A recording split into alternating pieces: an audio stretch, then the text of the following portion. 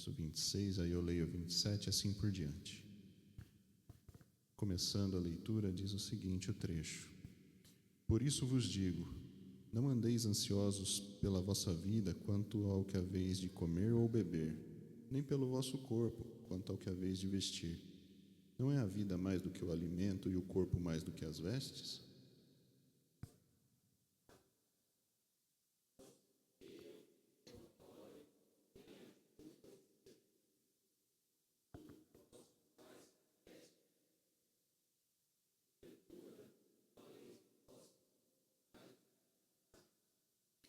Qual de vós, por ansioso que esteja, pode acrescentar um côvado ao curso da sua vida?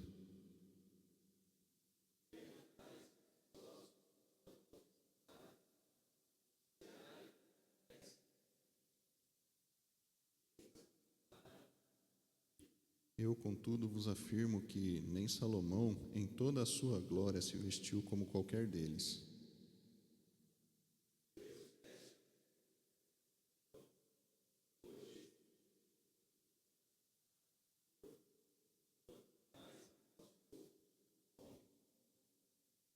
Portanto, não vos inquieteis dizendo: que comeremos, que beberemos, ou com que nos vestiremos?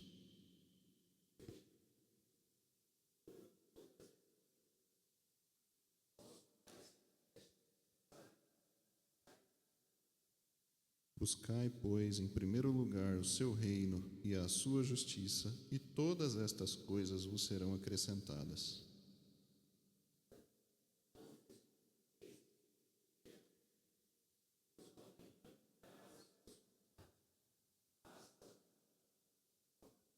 Amém. Você pode se assentar, deixe sua Bíblia aberta, vamos orar um instante.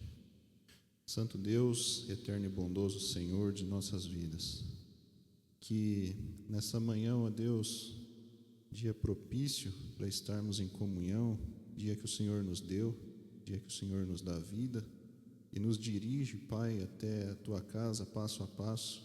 A cada respirar, ó Deus, é o Senhor conosco. E nesse momento, ó Pai, diante da Sua palavra lida, pedimos, ó Deus, que seja o Teu Santo Espírito falando e seja o Teu Santo Espírito aplicando nos nossos corações, ó Deus, para a edificação do Teu santo nome, para a edificação do Teu povo, ó Deus. Assim, Pai, pedimos que o Senhor dê a instrução e que o Senhor fale aos nossos corações através desse pequeno trecho do Evangelho, o qual foi lido. Mas precisamos, ó Deus, da sabedoria que vem do alto, tanto para falar quanto para compreender. É assim, ó Deus, é que nós oramos, te pedindo no nome santo do Teu Filho amado, Cristo Jesus. Amém. Queria propor para os irmãos que certa feita, o professor, ele explicando esse trecho, ele trouxe um grande pote de conservas cheio de bolinha de golfe dentro. Então eu queria que você imaginasse um grande pote com muitas bolinhas de golfe dentro dele. E ao passo que ele perguntava para os alunos se aquele pote estava bem cheio. E a classe, unânime, respondia que sim, estava bem cheio. Então, aquele professor, ele pegou um punhado de brita, aquelas pedrinhas bem pequenininhas, e começou a jogar dentro daquele pote, sacudia, e então aquela brita entrava pelos buracos que tinha no meio das bolinhas. E novamente o professor tornou a perguntar aos alunos se agora então o pote estava de fato bem cheio, ao passo que os alunos continuou respondendo que sim, que agora sim o pote estava bem cheio. E não contente, ele saca um pacote de areia e continua jogando dentro daquele pote.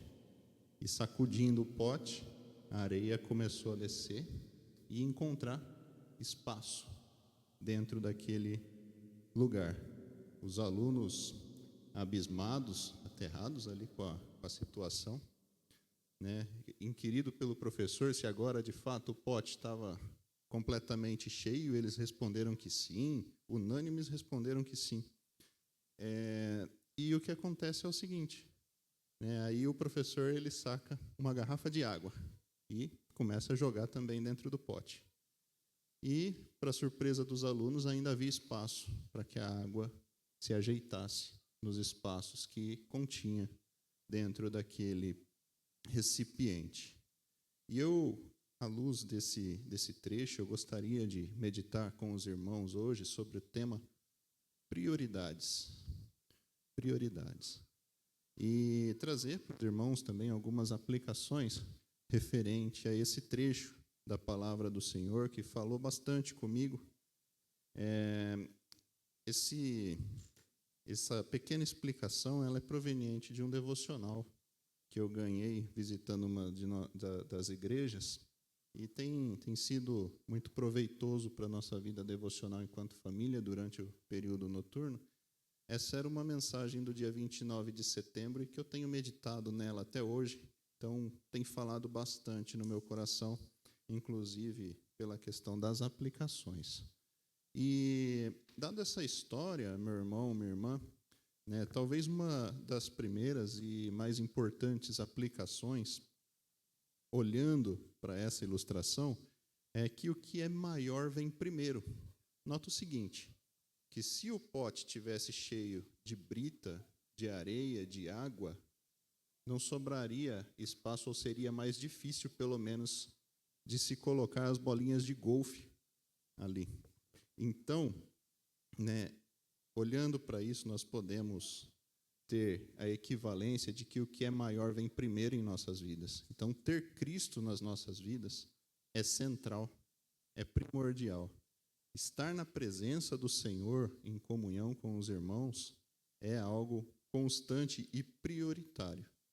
E talvez você para refletir nesse momento e notar o seguinte, que às vezes nos compromissos profissionais está chovendo lá fora, está frio, e você põe uma capa, e você pega o seu carro, e você leva o guarda-chuva, e você sai e vai trabalhar. E às vezes, num dia, com uma chuva fina como hoje, é difícil você levantar da sua cama e vir até a casa do Senhor para aprender mais da palavra do Senhor, para estar em comunhão com os irmãos. E eu gostaria de deixar essa reflexão com os irmãos nessa parte também. E eu gostaria de dizer que se você pensa assim, olhando para essa passagem, que você repensasse as suas prioridades, repensasse aquilo que é central na sua vida, mediante ao que a palavra nos instrui. E é o que nós temos lido dessa porção até esse exato momento. Que você pensasse aquilo que tem ocupado a sua preocupação central. Eu citei aqui o trabalho, mas cada um sabe aquilo que tem sido prioridade. E alguém já falou, talvez, que uma das maiores dificuldades para essa geração cristã tem sido o entretenimento, o esporte, talvez. Às vezes você tem priorizado o jogo do seu time, que coincide com o horário do culto, por exemplo. Também que gostaria de deixar que você pensasse nisso também, pensasse nas prioridades, pensasse naquilo que tem ocupado o primeiro espaço ou o maior espaço dentro do seu coração, dentro da sua vida, dentro do seu pote de conservas, aqui ilustrado pela sua vida. E eu queria te dizer que tudo isso, tudo o que é secundário, e aí eu estou falando em termos de entretenimento, em termos de esporte, trabalho até, família, às vezes, é secundário. Vem depois de Deus nas nossas vidas. Tudo isso é brita, é areia, é água, que tenta a todo custo, a todo momento, tomar espaço nos nossos corações para que não haja espaço para o que é central, que é Deus em nossas vidas. E eu gostaria muito que você saísse daqui hoje pensando nisso. Mas ainda tem uma segunda parte que eu gostaria de pensar com os irmãos e que faz parte disso que eu já estava dizendo, inclusive, que a nossa vida ela sempre vai ter espaços para brita, areia e água, que são coisas secundárias na nossa vida cristã. enquanto nós estivermos por aqui nessa terra, nós vamos ter que lidar com esses espaços na nossa vida. Mas nota o seguinte: quanto mais cheio do Senhor você estiver, quanto mais cheio do Senhor na sua vida, menos espaço para você ter com essas coisas, com esses prazeres da vida, com entretenimento, com coisas que são secundárias, importantes, muitas das vezes, mas secundárias. E sabendo disso, uma atitude sábia seria buscar se encher cada vez mais do Senhor e se esvaziar de si mesmo. Talvez como João Batista disse, né? Convém que ele cresça e que eu diminua. E como que nós vamos fazer isso, né, meus irmãos? Como é que nós podemos esvaziarmos de nós mesmos e nos enchermos de Deus em nossas vidas? Você deve estar pensando nisso agora, né? Ouvindo tudo isso que eu estou te falando. Mas certamente pelos meios de graça, pela leitura da palavra, pela oração, pela comunhão com os irmãos, e certamente usando dos meios de graça, você não vai estar isento de brita, areia e água, né, nos lugares que ainda tem espaço na sua vida, mas o que eu estou dizendo é que vai sobrar muito pouco espaço para ser preenchido com essas coisas. Você vai dar muito maior importância para aquilo que é primário, que é Deus na sua vida, do que para essas coisas que, ao final das contas, são secundárias. Uma terceira e última aplicação, já para a gente partir para o final, é que as demais coisas serão acrescentadas. E se você reparar bem e fizer a pergunta do que seria essas demais coisas que o trecho nos fala, né, ele está falando exatamente do ponto anterior que ele havia citado. Né, a grande questão era que nós não deveríamos nos preocuparmos quanto ao que comer, quanto ao que beber ou quanto ao que vamos nos vestir. E ao passo que ao final o Senhor Jesus, ele está prometendo essas coisas, que buscando ao Senhor em primeiro lugar, essas coisas seriam acrescentadas. Essas coisas que são necessidades básicas, né? Perceba que eu não estou falando de luxo, e sim de necessidade básica. O alimento, a bebida, as vestes, né, são necessidades básicas nas nossas vidas. E muita gente pensa que, de repente, pode barganhar com Deus. Então, eu vou na casa do Senhor, eu vou adorar o Senhor, e Deus vai me dar uma mansão, Deus vai me dar um jatinho, né, como muitas das vezes é pregado por aí. E é a forma errada de se enxergar. O texto está falando aqui de necessidades básicas, está falando de alimento, está falando de água, está falando de bebida, está falando de vestes, né? Não está falando de nada além disso. E Deus é poderoso, sim, para abençoar da forma como Ele quiser. Mas aqui o trecho está falando de necessidades básicas, né? Mas isso deveria ser motivo de muita alegria da nossa parte, né? Eu quero que você se atente para o povo do Senhor no deserto, que sendo alimentado com maná dos céus e codornizes diariamente, eles reclamaram do sustento de Deus. Eles reclamaram do básico, né? E tem sido assim até hoje, né? Nossa, bife de novo? Nossa, arroz de novo? Macarrão mais uma vez?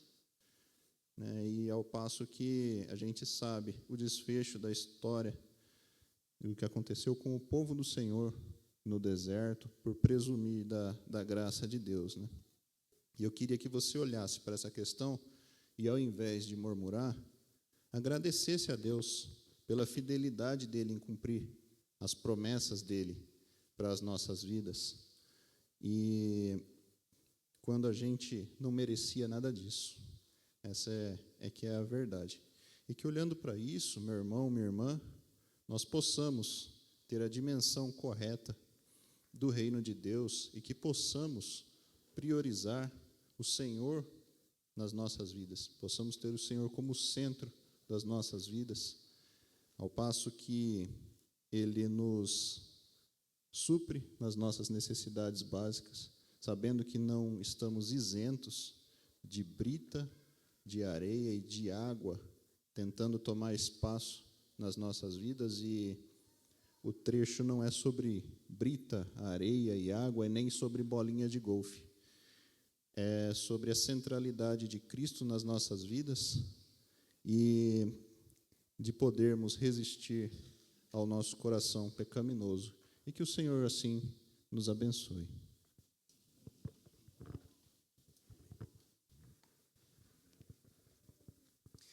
Meus queridos, alguns avisos antes de irmos para o cafezinho, depois para as salas. Em relação